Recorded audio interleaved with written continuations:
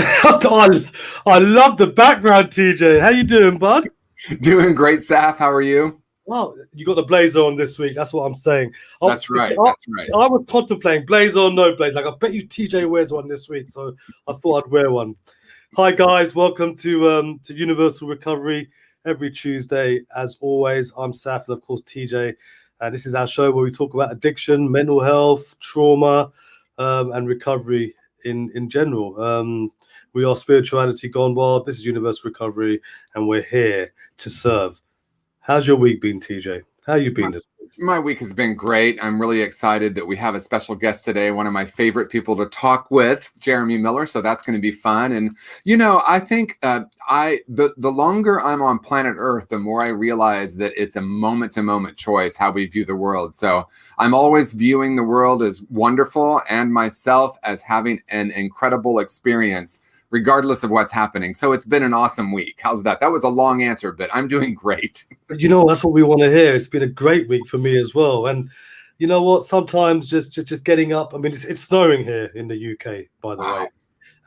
And snow for us is hardly snow in some parts of the US, but it's so beautiful. Just looking at it and just going out. And I went for a walk last Friday and just doing the things that we take for granted. It makes such a great difference, especially with this COVID and everything else that's been going on in the last year. So yeah, you mentioned we've got a great guest today. Jeremy, do you want to introduce Jeremy to us before we bring him on? I know he's waiting impatiently or patiently, bless him, in the waiting room, but would you like to introduce him, TJ, as you know? Oh, absolutely. I've had the honor of working with Jeremy Miller for a few years now, and he is part of the Conscious Recovery team and does so much more than his title, which is Chief Marketing Officer. He does so much more, and he's one of my favorite people to be in conversation with, and we really share a passion for being a part of shifting the current treatment paradigm into a more wholeness-centered approach. So I think that's what I'm going to say. He, of course, can tell us more, but from the moment I met him, I think the conversation just sparked immediately, and the conversation's continuing. So I'm grateful for him. And here he is, Jeremy Miller in the house. Hey, fellas. Thank you so much for having me, Saf. TJ, as always, I'm super excited to be in conversation with you both. It's great. It's great to have you. I mean, this is the first time we've actually spoken together face to face, albeit over StreamYard. But it's like I know you already because obviously I'm doing the conscious recovery courses and getting really involved. It's going slower than normal because life gets in the way, but I'm trying to complete it. But I see you on there and you and TJ together doing some wonderful work. And it's been a bit of pressure on me working with TJ because I've been trying to, be at your level because the way you two work together is tremendous. So I feel blessed and to have you here. And obviously TJ knows you very, very well. But I don't know. I guess where we could start is how did you meet TJ and how did you get involved with conscious recovery and maybe a bit about your past really in addictions? Yeah. Sure, Saf. Thank you.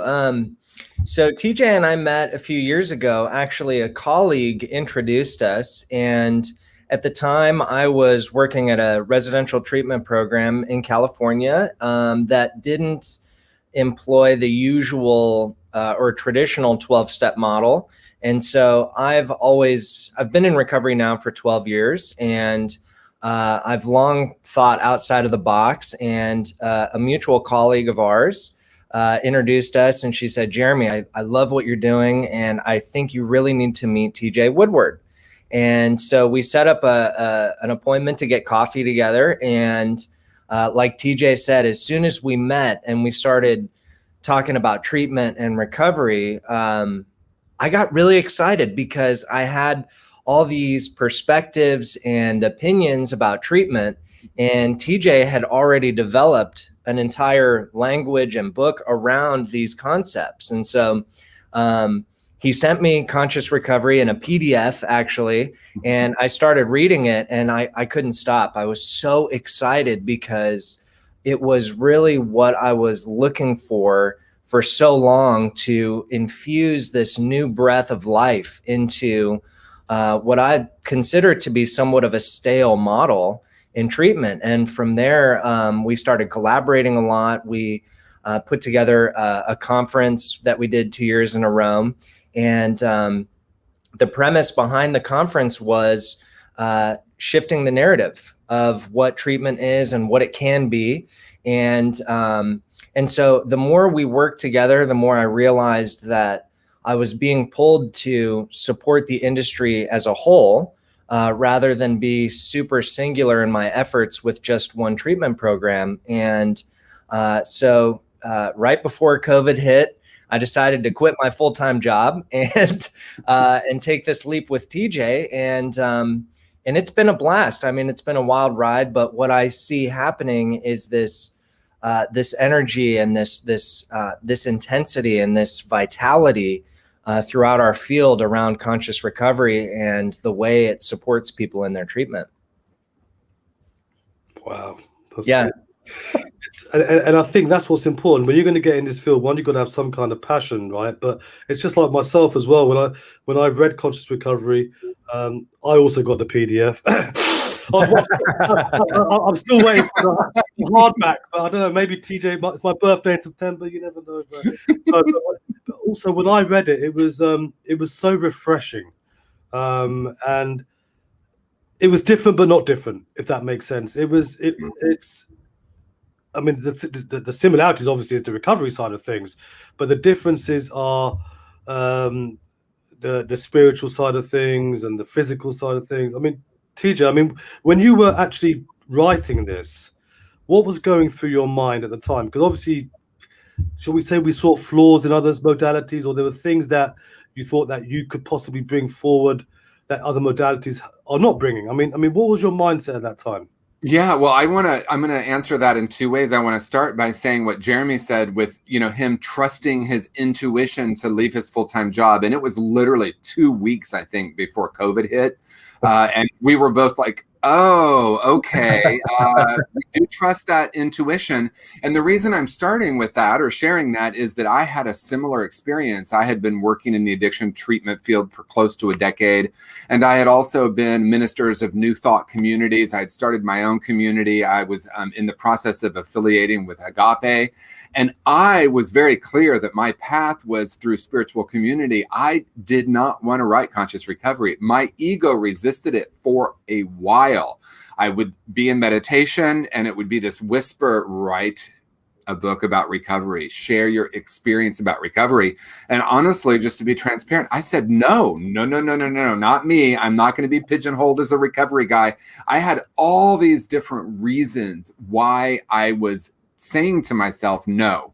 Now, having said that, the reason that I wrote Conscious Recovery ultimately was that I was not only trusting that inner knowing, but I was also recognizing after working in the field for a decade that we were, and I'm going to be a little bit bold here, we were patting ourselves on the back for a 15% success rate in our field. And I want to just out of the gate, I'm not saying there's anything wrong with that, but I became curious about how we could start to move that needle. In other words, how do we serve people where they're at today in the 21st century and looking at a different approach? So I brought my experience through my education, through my personal experience in my recovery, and through being at that point well over 20 years of both in recovery and in New Thought. I got into recovery in '86, started doing New Thought in 1988, and I became curious about how to blend those two. And I had already been seeing incredible results in the work I was doing with clients. And so I kind of just gave in. And I'm saying this because it really was the experience. I kind of was like, no, I don't want to write that book. And then I finally said, okay, I know how to trust inner wisdom. I know to not be in my ego and to trust this spiritual side of myself. And then Conscious Recovery was born out of my experience of really two key points. One, how do we start to look at the person with addiction as through the lens of wholeness, as whole and complete, not as broken? And then the second piece is, how do we shift from only focusing on symptoms and behaviors and really start to heal the underlying root causes? So that's how it started. And I'm really incredibly grateful, as Jeremy said, that it started to really expand. We have a couple of very exciting announcements coming soon. And I'm extremely grateful. That's great. I want to say hi to a few people. Some of our regulars, TJ, have joined us. Angel. Hi, Angel. Hi, Angel. Welcome, Angel. Hi, Kimberly. Good to see you here on time today. My lovely. You're normally in traffic. Nicole. Hi, Nicole. Nicole Marie Campbell. And we have a guy that I met this week, actually. Well, last week. I saw some of his stuff, TJ, and maybe it'd be good to have him as a guest in the future. I mean, I can't pronounce his first name properly, so if it's okay, I'm going to call you Jed. I hope that's okay. You don't mind me calling you Mr. Jed Crouch, but welcome, Jed. Welcome, Nazi B. My niece is online as well, so people are coming on. Welcome, as always, and please put your questions in the chat, and we will try and answer them. And please put your name if your name hasn't come up, because you've got to give StreamYard permission for them to use your name. But wow, so you got hi. Yeah, she goes, Jed is fine. Thanks, Jed. And we do want to get you on at some point, because I think he does some wonderful work, and he's got some experience in addiction himself, both personally and in other ways. But Jeremy, it's great because one thing that I've learned in recovery is working in communion, working as a collective, working together, because whichever modality you follow, I think the one thing is that you can't really do it on your own. Mm-hmm. I'm a strong believer of that. Mm-hmm. Maybe you might have a bit of success in the beginning, which I thought I did, but at some point there is a risk that you may go back to square one, or you may go back to whatever. So I think working communion, working as a collective, working together, working with support is massive. And not only actually going to different modalities like conscious recovery or whatever it may be, but people who are actually presenting this, who are actually teaching this, like yourself and TJ, working together with the same passion is important as well. Mm-hmm. If you don't have the same goal and the same vision, for example, as a person you're working with in recovery, if you're not aligned, if you weren't aligned with TJ, it may not be working as well as it is working. Mm-hmm. Yeah, I couldn't agree more. And I think my initial attraction to recovery as a whole was the fellowship and community. And in my own addiction, I was out on an island, and I felt, even when I was in a room with 10 people, I never felt so alone. And so when I first got into recovery, I really latched on to the sense of fellowship and community. And I think my attraction to conscious recovery was, I was at a point in my career where I felt effective as a counselor. I felt effective in my marketing efforts and as a person in recovery, advocating for recovery. But there was this sense that something was missing, and that something was spiritual connection. And so while I was with other people and supporting other people in their growth, I kept thinking there's something else a little bit deeper than this. And that was really what blew my mind about conscious recovery, was that TJ named it as one of the root causes of addiction, spiritual disconnection. And when I read about that, I was just so enamored by the thought of, wow, like this is the path to a deep and meaningful connection with myself. What will that create if I do that with me? What will that create with the people I'm with and the people I'm around? And what I discovered was, the more I fostered that spiritual relationship in me, the easier it was for me to be available and hold space for people around me. And when we speak to our partnered programs, and when we go to trainings with clinicians and even clients that just read the book, when we're able to be with them, you can feel it. You can feel the energy, and it's just absolutely incredible. And I think that is, for me, kind of that next step of fellowship and community, is fostering a deep and meaningful spiritual connection with people. Wow, I love that, Jeremy, because it's true that, as Saf was talking, then of course, as you were talking, I was sitting with that root cause of spiritual disconnection, and how paradoxical it is, because Saf, you said it so beautifully. We can't do it alone. So there's this interesting paradox for me that if I try to do it, so the answers are within me. The answers are within each and every one of us. But my experience shows me that we also need community. And as Jeremy said, I found myself looking outside of myself for connection. And it was really important, especially early in recovery, because I was so disconnected internally. I was one of those people that I take away the drugs and the alcohol, and I was on this high for a while, like this natural high of, oh my gosh, I'm no longer hungover. I'm no longer staying awake for 3 days in a row. I'm eating again. I'm going to work. I was in this bliss, but that bliss period had a little bit of a shelf life. And then as I started to recognize that the underlying root issues were still there, I started trying to find communities, and I found that through 12-step, and I found that through spiritual community, and it was awesome, and it was wonderful. And I realized, as Jeremy said, there was a deepening that was going to need to happen for me, and that was I needed to reconnect with my true nature, my essential self.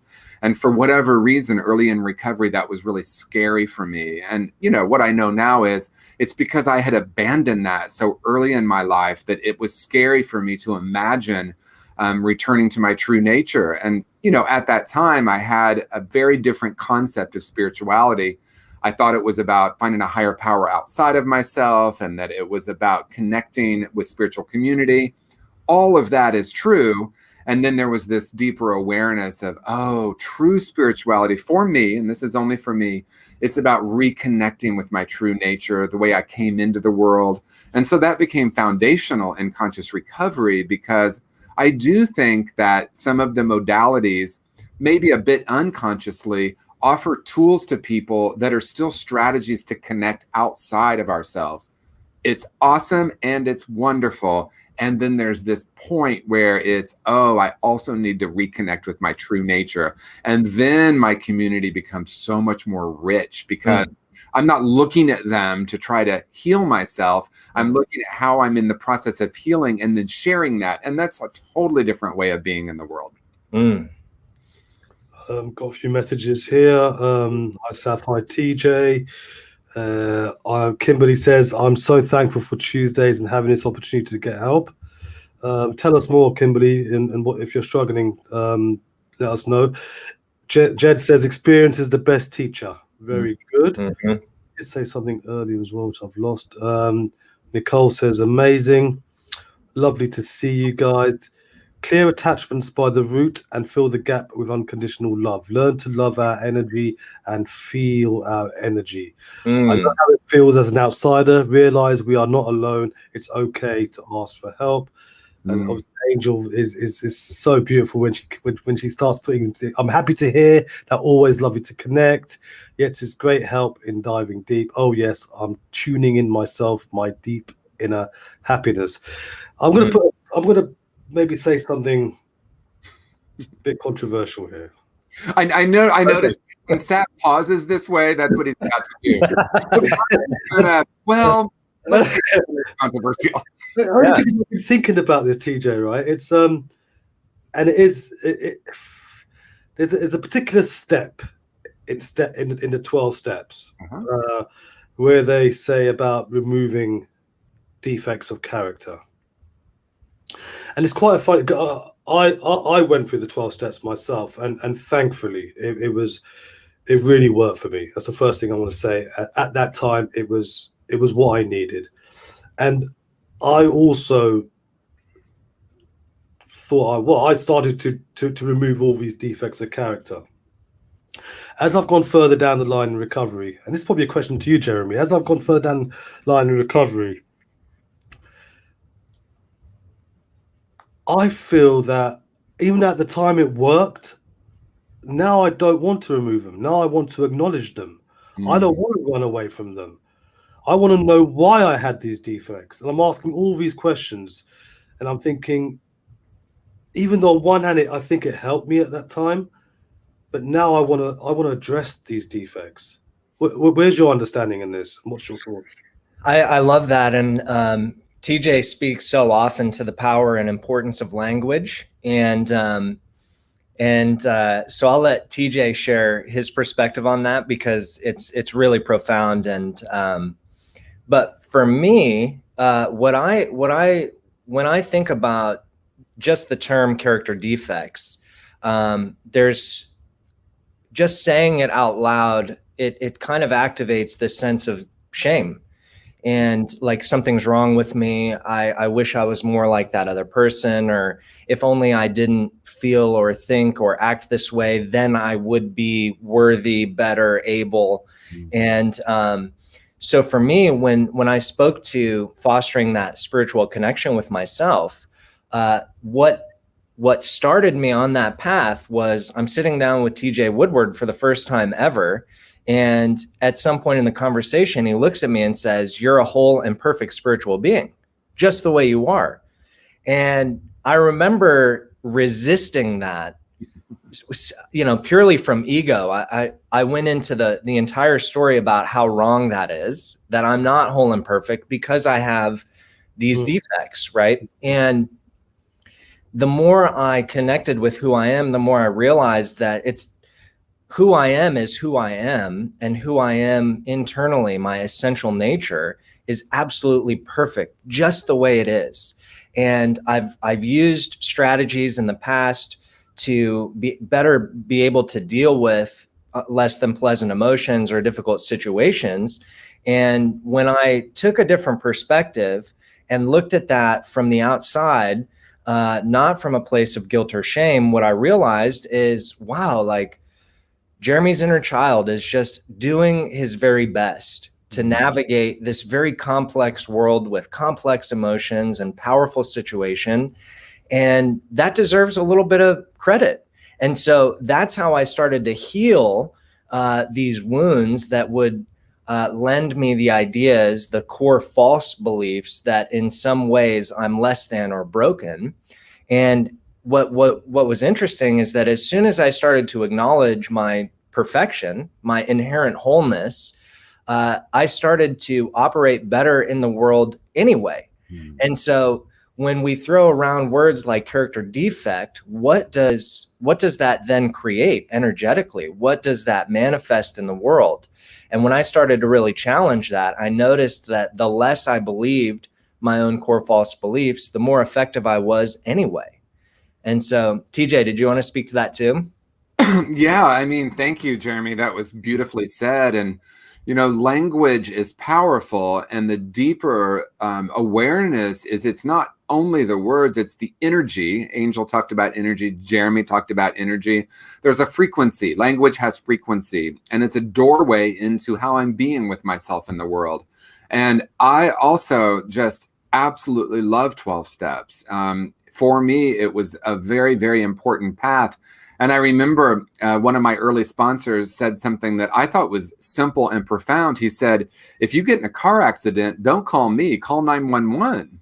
And what he meant by that was powerful, because let me tell you, in 1986, when I got sober, the prevailing consciousness was 12 steps was the only way. And if you don't work the steps in the way that I tell you to work the steps, you're probably going to go out there and die. It was hardcore, right? And so for him to say, there are other possibilities here. In other words, a paramedic is going to be a lot more useful than a sponsor if I am, in a car accident. So then I started sitting with, oh, wow, it's a path. It's not the only path. And the people that I know that have long-term sobriety in 12-step, maybe they still love going to 12-step meetings and they're exploring other avenues, right? So I felt that it was important to say that, because it's my journey, and it's almost everyone I know in recovery. We choose some different paths as we move along. So yes, the power of language is so important. And I remember, Saf, like you said, it was probably really useful for me in the beginning to look at the ways I was acting in the world, what was defective about that. But my gosh, did it create a sense of brokenness within me. I was going into shame, and I was going into the wrongness of me, and going into, I can't believe I keep doing this. See, it is true, I'm broken.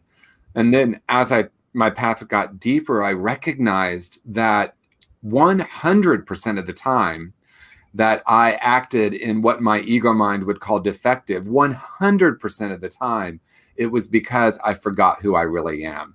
and who I really am is a whole and perfect being, just like everybody else in the world.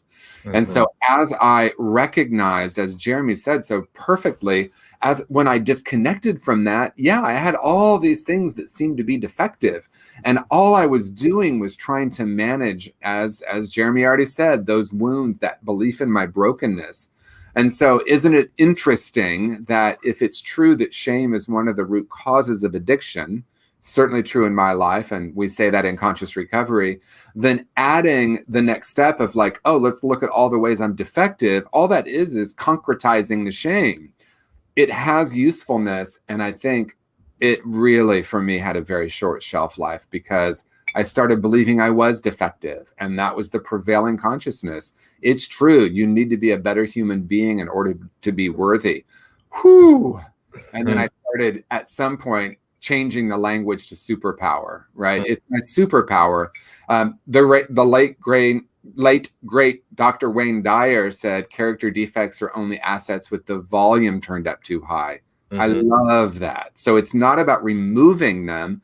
It's about balancing them. It's about looking at in what ways is it useful, in what ways is it not useful.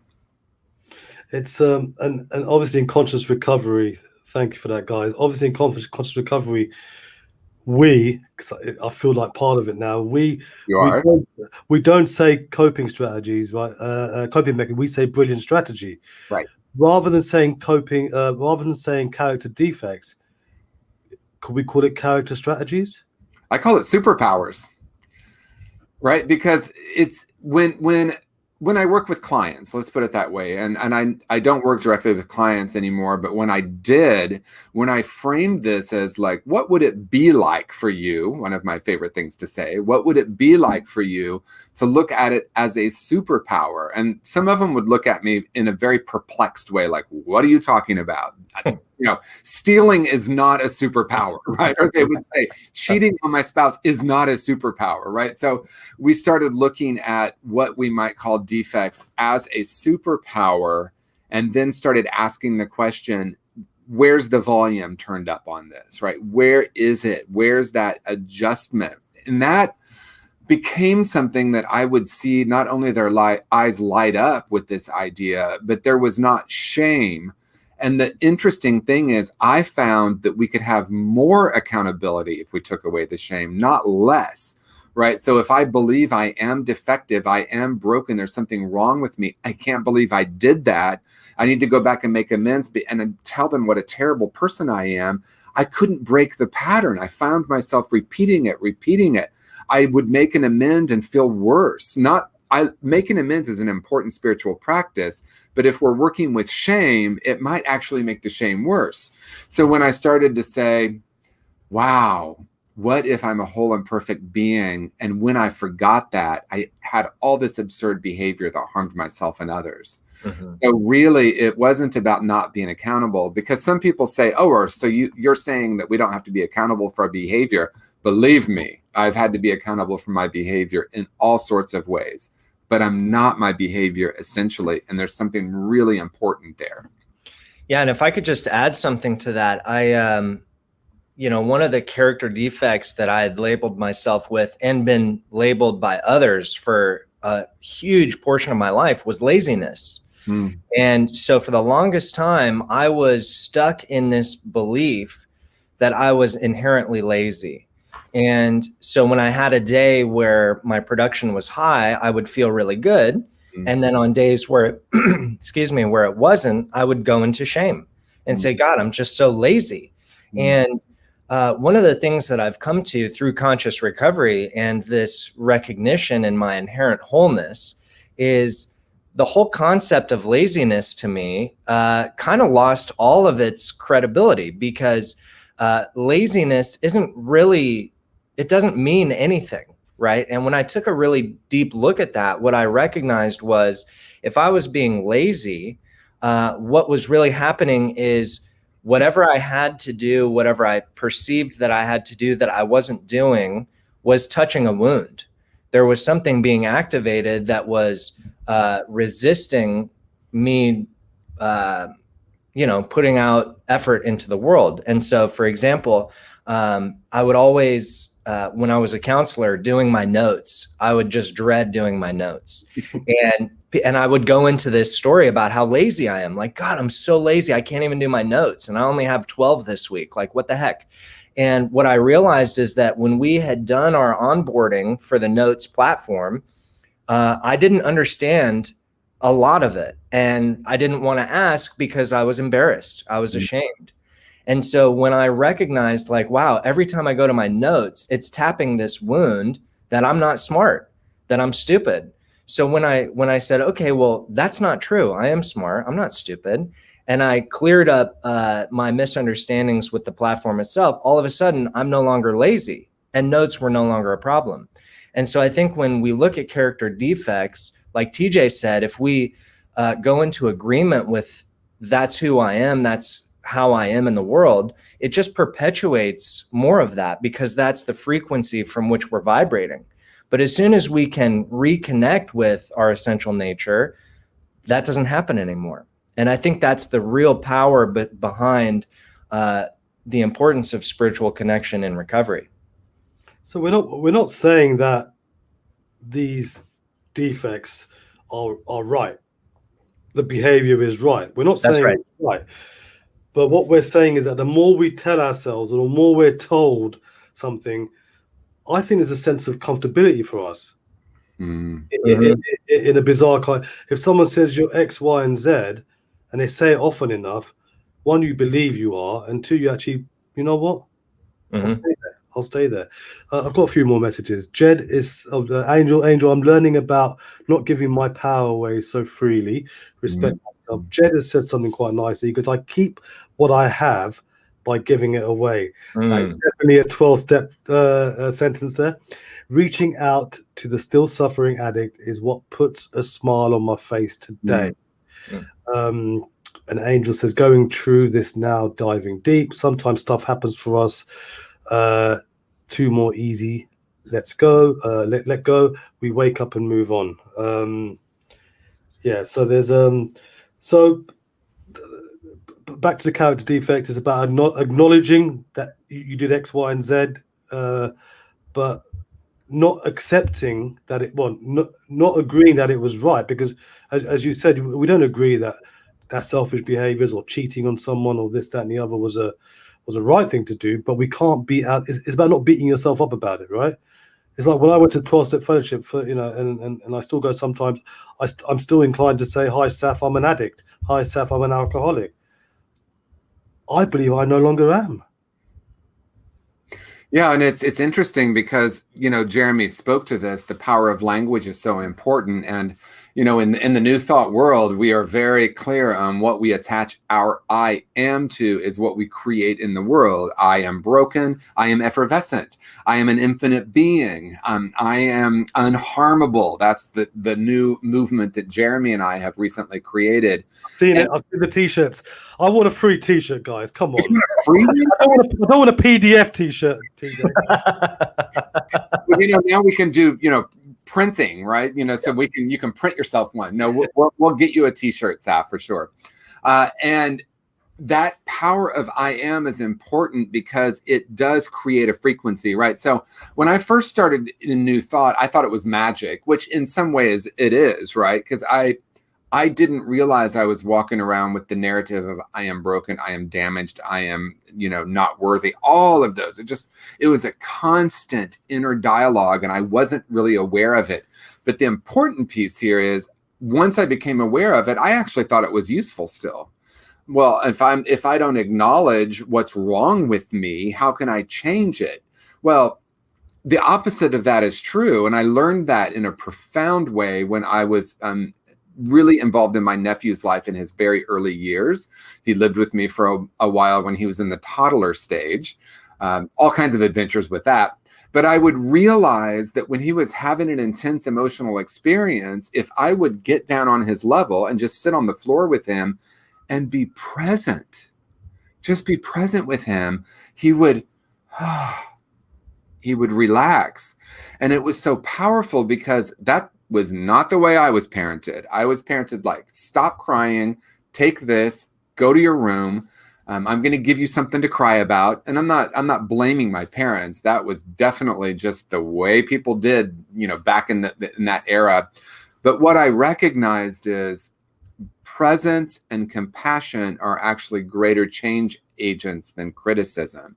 That's, to me, the power of it. Angel talked about not giving her power away, pulling back in and recognizing that the power of presence with myself, compassion for, Jeremy talked about the wound getting touched.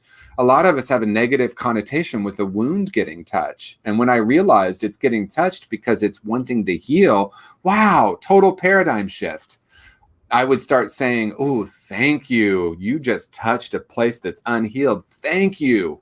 You really helped me. I remember doing the presence process years ago and really diving into that. And it starts with gratitude for the delivery, gratitude for what I perceive to be the unkind word.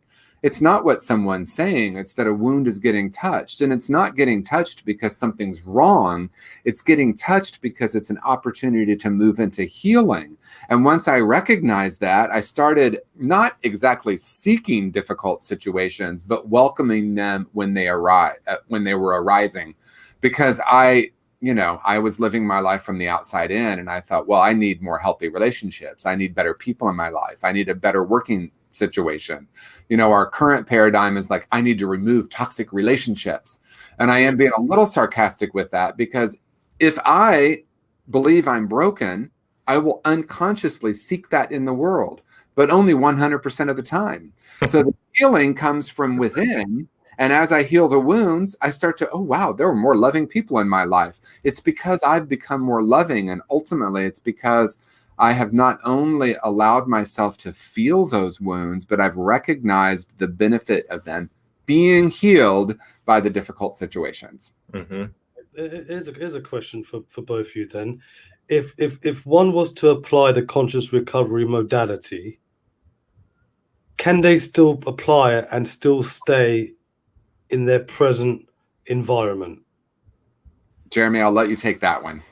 All right, gladly. Yeah. So I'm really glad you asked that, Saf, because there can be a perception that conscious recovery is an alternative to other treatment modalities, whether it's refuge recovery or the 12 steps or whatever it may be. And the intention has always been that if somebody resonates with conscious recovery and that's what they want to use to get sober and live a life in recovery, that's perfect.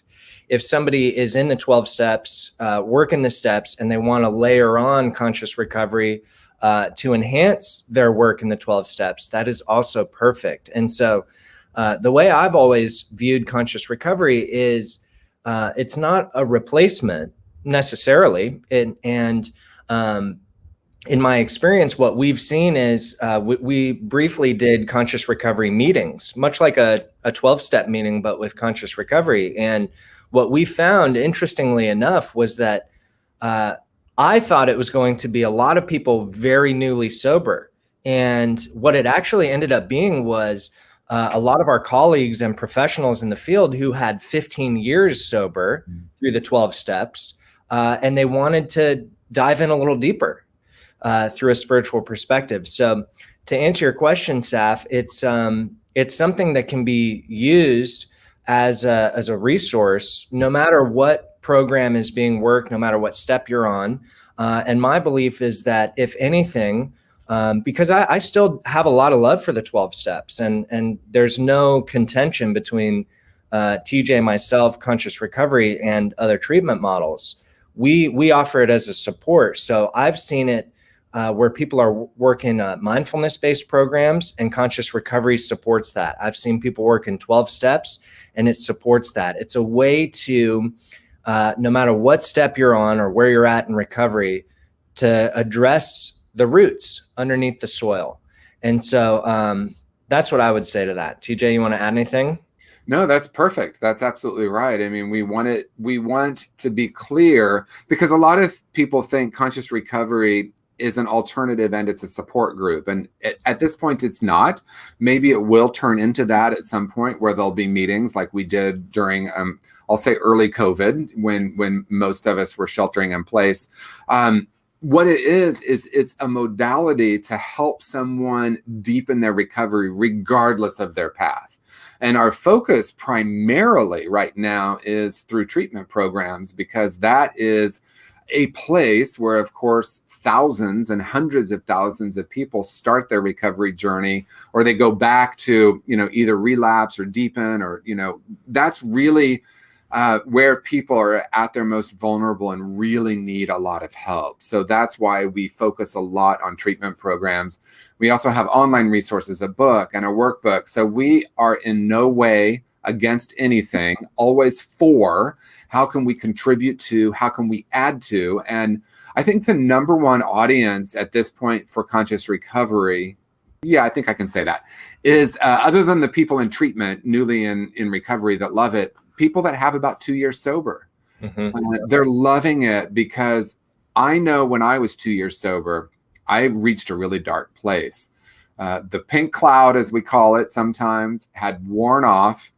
I realized the underlying root causes, but didn't really know what to do with them yet. I was afraid to look at it. I was afraid to heal my trauma. And there was a consciousness at the time that said, all you have to do is not drink and you've had a successful day.